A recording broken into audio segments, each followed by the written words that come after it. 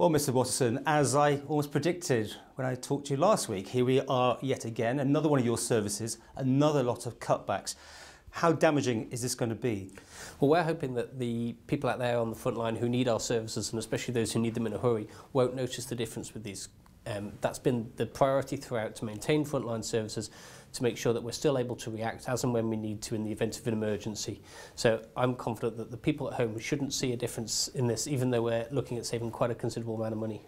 Yes, it's 3 people this next year, 3 in this current year. Either the whole thing was overblown and a bit of a fat cat, or people are going to miss firemen somewhere, surely. No, hopefully that's not the case. I think this is always about a risk-based approach and about making sure that you have enough firemen to turn out to enough call-outs every time. That's the important thing. That's the balance that's got to be struck here. And certainly the Chief Fire Officer has discussed this with me, and we're confident that we can still achieve that at the sharp end when needed. Can you give the fire officer, all the fire staff and the public assurances that you will not be cutting any further in future years? Well, it's obviously too early to tell what's going to be coming forward in future years. Obviously, government still has to find another £40 million over the next 2 years in order to balance the budget.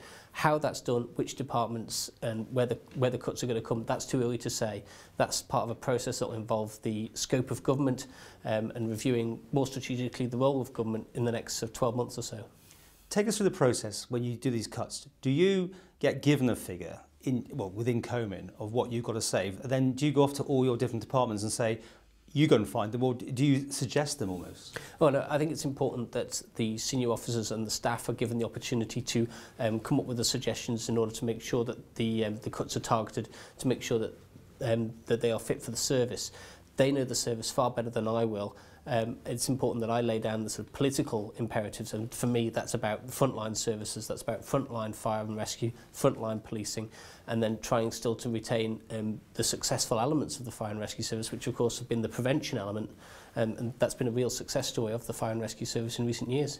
So you give your assurance to the public that they won't see any difference? Well, yeah, I certainly don't think that the public will see a difference in the fire service in an emergency.